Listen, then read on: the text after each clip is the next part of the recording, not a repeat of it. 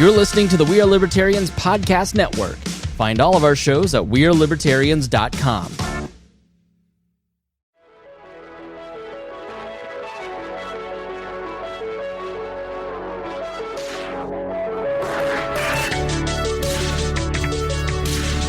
Hey everybody, welcome back to another serving of Freedom Strips. I'm your host Keaton. As always, I am joined by my co-host Justin. Justin, how you doing today, bud?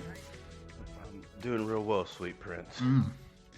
Yeah, I just took my dog on a walk. We had it feels pretty good outside in Jacksonville, Florida. It's not too cold, not too hot. So it's kind of like perfect weather right now. So we just kind of went for a walk and just got back inside. Yeah, it's pretty cold out here in Arizona. Yeah. Surprisingly. Well, not as cold as it was couple weeks ago in Chicago with that crazy winter storm. Absolute deep freeze out there. Yeah, that was wild. I saw like a video of I think it was Lake Michigan, somewhere over in Michigan, and the air was rushing over the water, and the air was so cold that when it hit the top of the water, it was misting and vaporizing. So it was like smoke rising from the water. It was pretty eerie looking, but it was like right in the middle of the day. So it was pretty wild looking. I think that there's probably two major things that you're missing from that. Is one, people aren't probably out there getting any chicken tenders, which is a crime. And the second thing is I think a lot of gang shootings had to be postponed till after the winter freeze. Yeah, not a lot of crime happening in negative 50.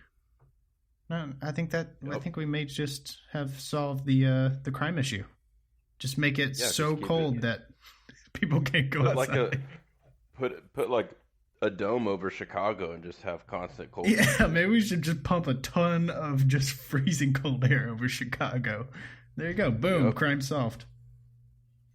What? Like, this is what you get for being always the problem child in America. Yeah, a bunch of cold air blowing on you. But yeah, I mean, I just got back from my walk. It was pretty nice. But I was looking for stories to look at, and I found someone who didn't have a nice walk in Colorado. So this story came out on Monday, and this took place in Fort Collins, Colorado. So the story starts out, a man was running on a trail at Horsetooth Mountain Park near Fort Collins, Colorado. And he was in the middle of his run. He heard something. And so he looked back to investigate, and a 80-pound mountain lion jumps on him, attacks him, starts biting his face, his wrist, his arms, starts tearing him up. But eventually this guy overpowers the mountain lion, puts him in a Randy Orton rear naked neck hold, and just chokes this mountain lion out. I want to highlight some things here. I know that runners on a normal basis aren't very large individuals. They're usually pretty slim people. Right. You know, they're running a lot, doing a lot of cardio. Not only that, a mountain lion could easily take down things that are 400 plus pounds. I mean, they have some pretty great strength. So I want to know just how big this individual was to stop a mountain lion attack from ripping his throat. I was thinking the same thing. This guy had to be a pretty decent size, because I mean he was able to overpower the animal, and even an 80-pound cat like that is like ridiculously strong. And who could you imagine running up the trail? And I'm going to be honest with you, if I saw a man attacking a mountain lion, I'm not quite sure how I would approach that. I would want to help, but at the same time, it's a damn mountain lion. I mean, it's not the normal 60-year-old cougars that you find in malls looking for dudes. No. It's just a real, actual mountain lion. That's a totally different animal. Yeah, I don't know how exactly you would go about doing it. Like, I mean, you can't just go up and grab it. I'm not gonna lie. I have some really good friends that if they were getting attacked by a mountain lion, I would still have to be like, gosh, am I going to actually just rather go get help and hope that he makes it through? Or I'm going to try to help piece this mountain lion out, let alone if it was a stranger dealing with the mountain lion. And what kind of damn coffee was that guy on? That's what I'm saying. This guy must have had the pre-workout of his life right before that run. Man. And if he wasn't really into it, he really got his adrenaline going when that mountain lion surprised him. Oh, yeah. And I know that the mountain lion didn't make any noise. That thing probably just jumped out of nowhere and got him. Yeah, and so the guy chokes out this mountain lion with his bare hands, which is about like the manliest thing you could possibly do. You know how people come up with those stories at bars to pick up women? And you're like, oh, yeah, that's just a bunch of BS. This guy has the story Uncle Rico where, stories. Yeah, the tossing a pigskin over a mountain story. This guy kills a mountain lion with his bare hands, and he's got that one to break out. The best part is this dude's probably going to have scars because I'm sure that thing shredded him. And they're like, well, how did you get that? And he's like, oh, just killed a mountain lion for it. It's just like, excuse me? Yeah, like, did you shoot it or did you have a knife or anything? He's like, no. An actual mountain lion, right? And he's like, yeah, an actual mountain lion. He goes, like with a pocket knife? He's like, no, bare hands. No, just my hands. Wow, okay. Just these things right here. I should probably get these registered. I would kill that damn thing, skin it, and wear it like Hercules does. Oh, I'd hang that. I'd have that thing stuffed and hanging over my TV. Absolutely. Oh, I'm sure there's nothing left of it if he killed it with his bare hands and he was that powerful. I'm sure that there's nothing left to stuff. He shredded that thing into a paper shredder. Just pop like a balloon.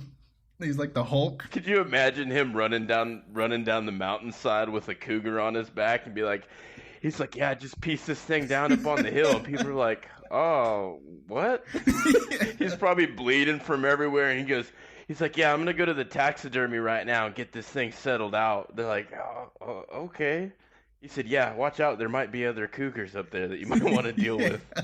I would just casually turn around and be like, I don't think that we need to run this mountain. I think we need to go to a different trail. So right after he chokes this thing out with his hands, he gets up, and so he did suffer some pretty bad injuries. He got facial lacerations from it. It bit his face, and it bit his arms and everything. But he had puncture wounds in his back and his legs and all that. So he's bleeding pretty bad. But he picks himself up. He walks back to his car, drives himself to the hospital, gets patched up, and apparently he's okay. But he's got one hell of a story. I'm going to need the doctor to release the size of his nutsack that he has on him. Man, I'm just telling you, to be able to have the story to where you can say you literally choked out a mountain lion with your bare hands. But this event had the CPW, the Colorado Parks and Wildlife, kind of put out this notice on what to do if you're approached by a mountain lion. So I just want to go through these steps just so everybody knows. Number one, don't approach a mountain lion, especially one that's feeding or has kittens. Okay, that's step one. If you didn't already know, that was a bad move. Thank God for that step. Yeah. Step two, it says stay calm. Stay calm when you come up on a mountain lion. Talk calmly and firmly to it. What does calmly and firmly mean? I don't know. Why would you talk to a damn mountain lion? Yeah. What are you going to tell it? Easy now, boy. Easy now. Like it's going to understand. All it knows is that it's hungry and that it wants your soul. Yeah, why do people talk to animals? I forget which comedian it was, but they were talking about how people talk to horses and they just go, they're always shushing horses. They just go, shh, shh, shh, shh, shh, shh, shh. That horse doesn't know what you're doing. Yeah, I don't know. What are the next steps? I'm very curious now. It says to stop or back away slowly if you can do it safely, as running may stimulate the lion's instinct to chase and attack. It says, but if it does chase you, it says face the lion and stand upright. Do all you can to appear larger and raise your arms, open your jacket if you're wearing one. if you have small children with you, protect them, or just toss them in front of you and run. So basically, they're talking about turkey breasting the mountain lion and fanning out your jacket like turkey feathers. Maybe I really don't know if that's a good idea, because I feel like he's just gonna think you're a wild turkey, and those things are delicious. Yeah, I don't know. It says if the lion behaves aggressively, throw stones, branches, or whatever you can get your hands on. Or just use your bare hands and choke him out. Yeah, God. Jeez. That's impressive. Yeah. I definitely don't want to fight a man that has killed a mountain lion. No. Somebody needs to buy that man a beer and a meal. If he ever I don't know if he has kids or not, but if he ever has a daughter and their boyfriend comes to pick him up for dance, he's just going to come to the door and he's just going to introduce himself. He's like, "Hi, I killed a mountain lion. Have her back by 9." Yeah, he doesn't have to pull out the shotgun or anything. Yeah, then the kid will be like, "Did your dad really kill a mountain lion?" She's like, "Yes, he did." He said, "Well, I don't think that we can see each other anymore." Yeah, I don't think I can be around this guy. But, yeah. So, like I said, somebody needs to buy that guy a beer and a meal. Like, I would just love to sit down with him and hear him tell the story, to be honest. Oh, no, he doesn't need a meal. After killing that thing, I hope to hell that he ate it. Yeah. He deserved it. Yeah. He needs to become the apex predator that he deserves to be. Man, I'm telling you, he should either have it stuffed or he should eat it. I've heard that mountain lion backstrap is pretty delicious. Yeah. He needs to wear him and eat him. Yeah. And assert his dominance on the run. Every time he runs up there, he needs to just wear that thing. Well, and he needs to wear that scent of the panther from Anchorman. Yeah, that's right. He needs to make a perfume out of it. But you know what's not serving backstrap or really anything anymore? That is Panera Breads. Panera Bread, apparently. So I didn't even know this was a thing. Justin, you sent me this. They had 5 locations open, and essentially it worked off of people doing their part to keep this store going. And this was Panera Bread, for those that don't know. Correct. And Panera Bread, if you don't know or never have been in one, you could easily drop a 30 bomb from your wallet on a bowl of bread soup. Yeah, it's not cheap. How expensive this place is. Yeah, you're going to actually want to opt for the water if you take someone here on a date. But so apparently, so I'm going to go over this article kind of explaining this kind of new concept restaurant that Panera Bread put out. According to Eater, after 9 years of being in business, this was in business 9 years. I didn't even know that this was even a thing. Yeah, it started as just a way of seeing how it would work, and it wasn't essentially as like a giving store. Obviously, it was meant to kind of act like a pay what you feel is right kind of restaurant, but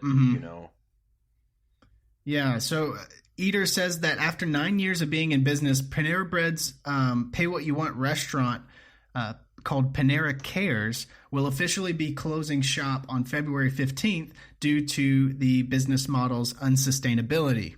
While Panera Cares bills itself as a nonprofit restaurant designed to feed low-income people, the business model was anything but. Rather than create a charitable organization that distributes food to needy families or a discount outlet or even a $1 menu like other fast food restaurants, Panera tried to create a socialist-type system where meals were offered at a suggested donation price. So that means people would kind of come into the restaurant, they'd order their food, and it was a, like you said earlier, Justin, a pay what you want type thing. Yep. And I don't think this is like the best example of why socialism cannot work in the United States, because you have so many people with different personalities and different work ethics that it comes down to the fact that not everybody is going to pull their part. And you see here, and it said, reading the articles and stuff, it said that it was bombarded, and that was the words they used by hungry school students and homeless people. Yeah. And it was, a majority of the people that went there just went there to get a free lunch. Hardly any really paid out. Yeah, they actually had to cut it down to the homeless people. I think that they were only allowed to get like 2 meals a week. Yeah. Yeah, they did get a ton of the homeless coming in every meal of the week, and they had to kind of limit them after a certain amount of time because they were just basically throwing food out the door. Yeah, and they were also saying that they were lucky to get back, 60% of what they put out. Yeah, and it's almost like you look at this and it is almost like a noble effort. You almost have to kind of maybe tip your hat at Panera for trying something like this. But like you said, this is the perfect example of why socialism can't work. Exactly. It's like, surprise, surprise, a restaurant that runs on a system of pay whatever you want doesn't work. Okay. I mean, not even Correct. in this small controlled environment. I think there were only 5 of these stores. And this was the last one opened. And so this is the last one that's being closed. Yeah, I mean, you have people that haggle stores that are asking for full retail price. I mean, what do you think they're going to do when they get into a place where they can pay what they feel they're worth? Yeah, it's This isn't like a fine restaurant in France where they know their food's so good and people are going to actually be good Patreons there and patrons and and eat there and actually pay what they feel is worth and do the tips and stuff. This is just people coming in for a delicious bowl of mac and cheese and a hot soup and they're good. yeah. And I mean, so you've got this idea of the pay what you want, and it doesn't work, and not even in these small controlled environments. And you have these people trying to expand this wonderful idea to a country of 300 plus million people. And it's just not going to work. And Matt Walsh over at the Daily Wire actually had a great point about this. He was saying that people who advocate these kind of socialist ideas almost lack the understanding of human nature. He said it's not about being cynical. It's only about understanding how people are. And if you understand this, you understand that, of course, you can't run a restaurant where people can, they can go inside, grab whatever food they want, and only pay what they want. Because if you give everyone an option of a free ride, not everyone, but most people will take the free ride. It's just human nature. It's not about hating people, and it's not about thinking the worst of people. It's just about understanding how people work. Well, I mean, you can take it down to the many examples you find of people that were born with a silver spoon, right? A lot of them are just pure assholes. They don't appreciate anything because they've had it all, They don't have any kind of understanding of, maybe their dads bought them a nice car and they never had to struggle for it. Those people that are hungry and that are struggling are the ones that come out on top, and they start from, very small, meager beginnings, and they just rise up because they're hungry, man. They're always on the hunt. I mean, look at Jeff Bezos, Microsoft. They all started out of actual garages. They weren't born with silver spoons in their mouth, and they created empires because they stayed hungry. Everyone wants to use socialism, and socialism would work if you were in a utopian society where everyone knew that they had a purpose, what they were supposed to do. Everyone pulled the same exact weight that everyone else would do. I mean, that's just never going to happen. That's why capitalism works, because capitalism advocates for putting the people on top that want to be on top. And that's what people can't stand, because people are using emotion rather than logic all the time. And you have to have a good balance. You can't always just be like, oh, well, I feel for these people. I feel for these people. Well, of course. Everyone, has a heart at some point. But, when the logic comes of it, you have to actually sit back and be like, these things don't work because not everybody wants to work. Yeah, well, that's the thing. I mean, it's really... Look, I'm all for local charities. I think everything should be done at the local level. And I think if you have people in your area that need help, I think that's where it should come from. I don't think it should come from the federal government. And if you look at the ballooned welfare system that the government has right now, it's crazy how much money the government gives out. And if you ever look at people and you see them, and I noticed when I was installing cable a long time ago, I'd go up to mobile homes like people that were poor as hell, but I'd come up and they'd have a nice vehicle, like a really nice excursion or expensive SUV, and it's like I'd come in here and I'm like, oh, I'm like, wow, how do they afford a $60,000 vehicle? And they're like, oh, well, we're on government assistance, and they were even getting stuff like free like phones and cable and stuff like that just because they were on government assistance. It's like, where does it end? That's why GoFundMe's are the perfect example of what people should be utilizing. That way it gives people a chance. If they really feel that this is something they want to donate to, then they can. Yeah. All government programs should be GoFundMe campaigns, really, at the end of the day. Correct. Yeah. There's so many people that set GoFundMe's up now for people that are in need, and you can literally sit there and, shuffle through them and decide which ones that you actually want to put your money towards. And then people would start seeing a huge change, because no matter if you want to believe it or not, people take advantage of systems. That's just, once again, that's human nature. Yeah, exactly. And yep. It doesn't stop here, because just this morning, famous crazy person Alexandria Ocasio Cortez broke the latest details on her new Green Deal, and we're going to kind of break this down for you a little bit for the listeners. For those who don't know what the Green New Deal is or what exactly it's supposed to accomplish. You've probably heard the term, but you don't know the details. Well, here at Freedom Strips, we got you covered. We're going to go over this thing, go over the highlights. And this is stuff actually pulled from the Green Deal, so this isn't like this is the document.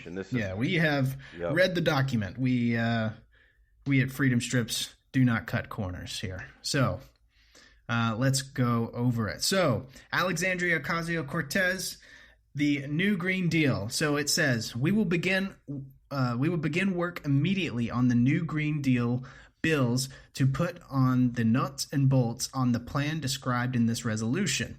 This is a massive transformation for our society with clear goals and a timeline. The new Green Deal resolution, which is a 10-year plan to mobilize every aspect of the American society at a scale not yet seen since World War II, to achieve net zero greenhouse gas emissions and create economic prosperity for all. So this kind of was birthed out of a climate control kind of focused bill, but it's actually, it encompasses much more. It's got a lot of stuff in it. It even has gender gap stuff. Like, we're still dealing with that type of stuff. Yeah. Like, it covers everything. So to go through this, the goals and the timeline here. So it will move America to 100% clean and renewable energy. What that means is they're wanting to get to a net zero greenhouse gas emissions. That means no gas at all, no carbon emissions, zero in 10 years. Which to get it straight, I don't have a problem with us taking care of our Earth. Okay, I know there's a bunch of like people that argue the facts on if greenhouse gases are really causing problems or global warming and all stuff. I think that if we center ourselves on actually just keeping and taking care of the place that we live, I think that would be a better thing to focus on instead of if global warming is real or not. Because no matter what, there's a bunch of trash in the ocean, and there's coral reefs dying, stuff like that. That's stuff that are facts. Yeah. And it's better off for us to do stuff like this. But obviously, things have to be reasonable, and the plan has to be pretty solid. Yeah, well, the thing is that, global warming is a thing. Climate change is a thing. Humans do contribute to that. Now, it's debatable on how much humans actually contribute to it and how I think the left is being a little alarmist in the extreme possibilities of what might happen in the next 10 years if nothing occurs in shifting the emissions. But to get back into the timeline here, so they're wanting to eliminate greenhouse gases in 10 years and move to 100% clean and renewable energy. It will also create millions of family-supporting wage union jobs. It will ensure just a transition for all communities and workers to ensure economic security for people and communities that have historically relied on fossil fuel industries. And again, those fossil fuel industries are literally every industry in the country. So this is completely taking the entire U.S. economy and flipping it on its back. And the government is going to force the entire U.S. economy under its boot to change. Yep. And this has the timeline that's given is pretty quick. Yeah, very ambitious. It will also ensure justice and equity for frontline communities by prioritizing investment, training, climate, and community resiliency, economic and environmental benefits in these communities. It will build on FDR's second Bill of Rights by guaranteeing a job with a family-sustaining wage, family and medical leave, vacations, and retirement and security. All of this guaranteed by the federal government. So they're guaranteeing a job to every person. And that's already jacking with private sector stuff. I mean, that's why government needs to stay the hell out of it. They're already messing with private sector stuff. This is just taking it even further. Life has no guarantees. Sorry, it doesn't. I love donuts, but I'm not guaranteed to have donuts every day. I have to go out and make money to earn stuff that I like and I want. You can't just have stuff given to you. This is the problem. Yeah. It's also going to guarantee high quality education, including higher education in trade schools, again, guaranteed by the federal government, clean air and clean water, and access to nature. I don't really know what that means, access to nature. Is that like... I think that's like mandatory go outside time. Yeah. Access to nature. Like if you're living in a big city, are they just, what does that mean? Yeah. I think that everyone has to have a Central Park now, is what they're saying. I guess. I think they're gonna lower the amount of urbanization happening in terms of buildings and stuff, and put more nature into it. Which I kind of okay with that. I love the woods and the forests and stuff, and I think that that's pretty effective. But once again, I mean, it all comes down to now you're messing with, the government would have to come in and steal up plots of land and make it kind of like how Air Force bases and military bases act. Like they just take a huge plot of land and it's like, oh, that's government seized now. Yeah. This is all private. You know what I mean? They would have to essentially do that to put that back in there. And the thing that I do agree with that I think is important is I think trade schools are a good idea. I'm going to be honest with you, because not everybody wants to go blow. I mean, with the amount of money that college students have to pay, and take loans from the government and all that, and they'll come out with a bachelor's owing, $30,000 to $60,000. Not everyone wants to do that stuff, and I think trade schools help people. The people that are the blue collar workers that are out there and they want to, work with their hands, maintenance, construction, stuff like that. Yeah, well, I think those things need to be propped up a bit more in American society. Trade schools are a lot cheaper, obviously, to go to, and they actually pay a lot of money because nobody is wanting to do the work. But again, to guarantee these educations to people is a different type of scenario. Like even though like the price of college is extremely unbelievably high, and it is due to government loans. But the thing is, you can go to a community college for a decent price. It's not like every single college is going to get you $100,000 in debt. It's just these kids are going to these highly rated colleges, and they're getting gender studies degrees. Yeah, they're getting these ridiculous degrees, and they can't pay it back. And it ties in. There's stuff in this Green Deal talking about the gender wage gap, and some of that stuff that people don't ever look into is some of the people don't look into the fact that childbearing women that want to be wives and family members, that's put into that stuff. They don't take that into account. They don't take into account that most men are doing jobs like welders. Welders make a lot of money. And how many females do you know are out there getting welding jobs? I actually looked into construction jobs. I looked into underwater welding for a short amount of time because they get paid.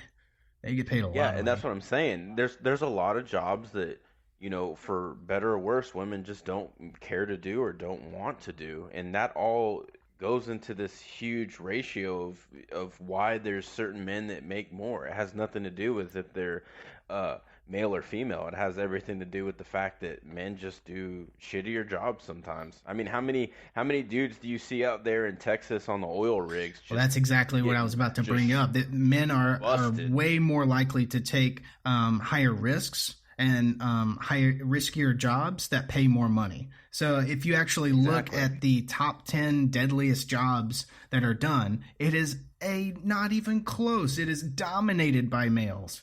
And so it is. It just is really almost like a biological tick in like a male body to kind of assess risk versus reward. You better calm down, dude. You're getting into biology. I know. We need to get back on the subject here on the Green New Deal. So other things that this will guarantee by the federal government, it will guarantee healthy food and high quality health care. Healthy food. I mean, as if like your grocery store doesn't have healthy food items on the shelves already anyway. The only thing I find with that too is it does suck that some of the healthier foods they make it so expensive. Yeah, it's really hard to eat healthy. I mean, now granted, little 10-piece nugget from McDonald's is a banger, but I'm saying you can get 10 nuggets for like $1, and you go and you have the grocery store aisle, you go into the vegetable aisle, and you're like, man, do I want a 10-piece nugget for $1 or these nasty ass cucumbers and spinach for $4? Yeah, I know. Yeah, the pricing on that, and it's just it goes because like what do Americans eat more? There's more demand for those other ones, so that drives them. And once again, like the thing that sucks is there's a very fine line. Government involvement is not the choice. Like that ridiculous sugar tax. That thing is ridiculous. You are literally telling someone they can't have sugary beverages without paying a price for it. That's absolutely ridiculous. If you're going to eat like that and you're not going to exercise, then so be it. And this is where it comes full circle when you get back into what we talked about last episode. Like, if you're going to choose to do that, yeah, that's good on you, but don't make me pay for your Medicare for that. That's right. Yeah. And that's where this stuff, people got to think, the bigger picture. It's like, yeah, we want freedoms, we want rights, we want to be able to smoke a liter of cola, and that's our choice, right? We don't need the government telling us that we can't drink that without paying a surcharge. That's just bullcrap. Yeah. But also, on the other hand, we don't need government telling us that we're going to have to pay for that dude's Medicare because he's on my 600-pound life playing video games all day. Right. Like, no thanks. The other things that this will guarantee is it will guarantee everyone safe, affordable, and adequate housing, along with, and this is possibly the most ridiculous line in this entire bill here, it will guarantee by the federal government economic security for all who are who are unable or unwilling to work. It literally says in the bill that the federal government will provide economic security for those who are unwilling to work. Do you, like, when people read this, do they not understand, like, the government wants to be your dad? He wants to do everything for you. Like, does this not scare people when they read stuff like that? I just think that people that follow her sit there and read this and say economic security for all who are unable and unwilling to work. Yeah, that sounds good to me. Why would I take the job if I could just sit at home when it pays the bills? Exactly. And my biggest thing, this is the most illogical thing that I feel. These people on the left mostly absolutely can't stand Trump, right? Hate him, hate the guy. Why do you give him more power if you hate him? Right? Why give the government that he's the head of, along with the other branches, why give them more jurisdiction over your life if you can't stand those people? Yeah, that's exactly right. Like you're just putting that back into his hands to make decisions for you. Like, at some point we have to be adults and we have to say, okay, I have to wipe my own bottom now and get up and go to work and brush my teeth and brush my hair like a big boy. I mean, that's on me. I don't want the government telling me, like, they're going to force you to go to work. Like, dude, if you don't want to go to work, then so be it. But don't put yourself on a welfare program and make me go to work and then feed you. Yeah. No thanks. And it's, again, it goes back to like the whole argument of like, so Trump is a Nazi, right? So you think Trump is a literal Nazi. So I guess, take all of our guns away then. Right? Yeah. That makes sense. Yeah. Anyway, it's a ridiculous thing to economic security for those unwilling to work. How does this thing even pass? It's not going to pass, but it's just a ridiculous thing to even propose. And that's the whole point of this. It's like if anyone reads this thing, and it's not that long, anyone can look it up and actually read the actual deal. There's so many stuff in here, and really it points to one thing. Daddy government is going to be in control, and you have to abide by the rules that they're putting out here, and you got to do everything by what they want. And it just comes down to the whole like Obamacare stuff. It's like you will have Obamacare no matter if you like it or not. Could you imagine if Trump built his wall and made every American buy bricks for the wall, but if you didn't buy bricks, he would tax you a penalty of like $800? Because that's what Obama did with Obamacare. He penalized people for not buying it. And the thing, here's probably be a good place to end on. Here's the thing. If you don't like the government getting into your business, then you might want to look at how you're doing it. Because most people I know that don't like government intervention are dudes that are hardworking. They want their rights. They want their freedoms. And a lot of the people that are advocating for more government are the ones that are really hesitant to do any of those things. Yeah. So you got to look at the character of those people that are advocating for stuff. And they hide behind racist stuff. They hide behind gender equality. They hide behind all this stuff. And they try to present you, it's like, oh, we're doing this because we want to be better towards people. Well, no, you're doing it because you want to do things because you want more control. It's all about power. Literally, it's all about power. And just by reading this, you can already tell. And what I'll do is I'll quickly, because we're running out of time here, what I'll do is I'll quickly go over a couple other things in this bill because they are important. I feel like the listeners should know these things here. She also says there's no time to waste. The IPCC report says global emissions must be cut by 40 to 60% by 2030. The U.S. is at 20% of total emissions. We must get to zero by 2030 and lead the world in a global Green New Deal. So this is already acknowledging the fact that the U.S. only contributes 20% to the global emissions. This does absolutely nothing to the other 80. It does nothing to stifle China either. No. Even with that last proposal where they had that we backed out of, that everyone gave Trump crap for, China had no restrictions on whatsoever. And you know why? Because China's in the production of everybody else's dumb shit all around the world. So they're going to let them keep producing stuff because they fill everyone's pockets. Their CO2 emissions are actually going up. I just read an article on that the other day. Exactly. So yeah. If we're not going to even begin to work together as a whole world, and instead of doing things as a separate nation, I mean, it's crazy. Well, I'm all about making things cleaner and more, because what we're going to get into is this. Sure. This doesn't not even acknowledge the cleanest and most efficient power source known to man, which is nuclear. This completely bans nuclear energy. It only does renewable energy, which is solar and wind. So this bans nuclear energy, the most efficient energy source known to us, and one of the cleanest, by the way.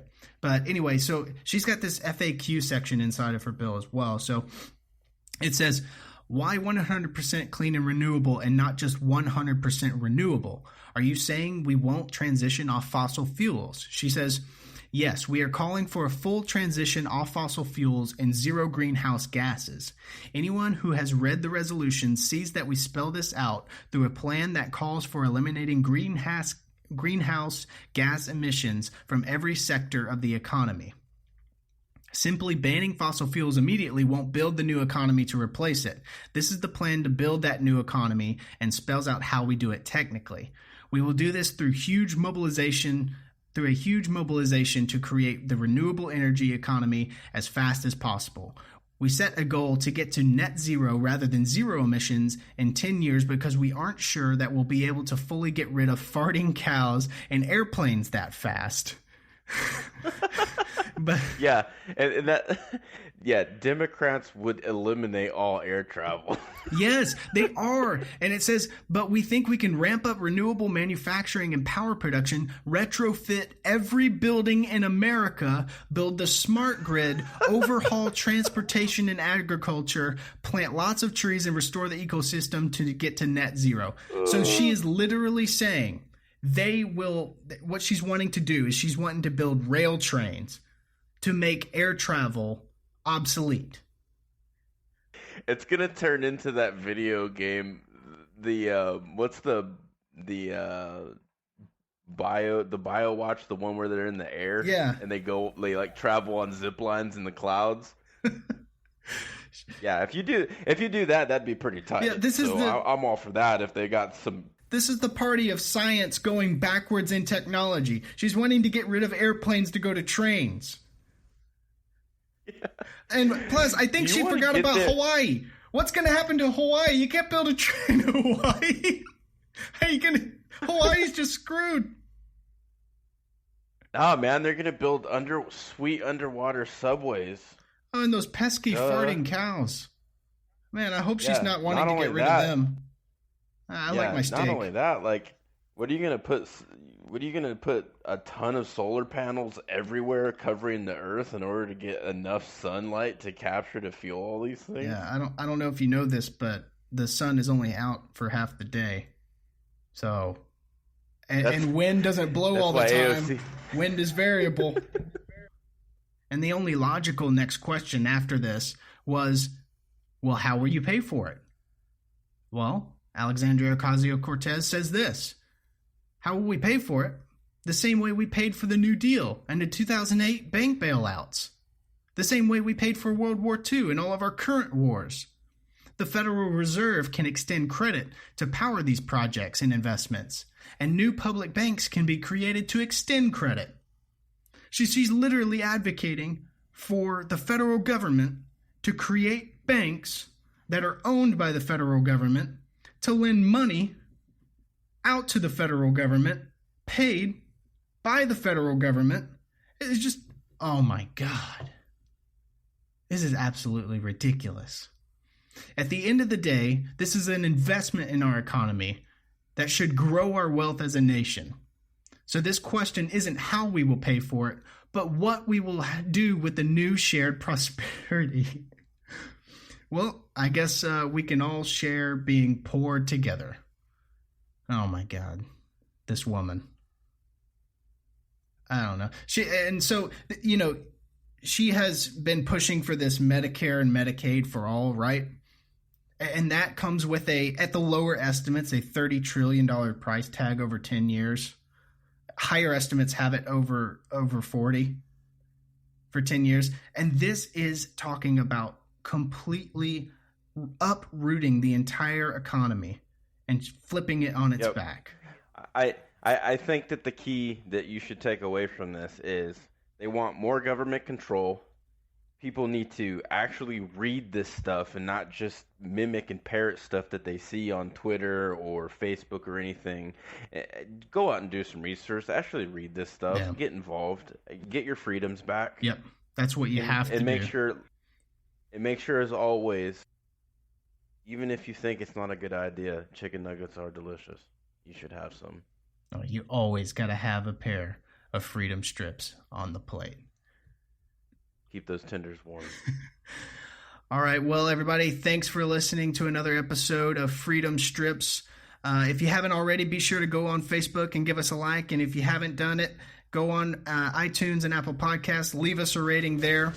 And thank you again. And we'll see you on the next episode of Freedom Strips.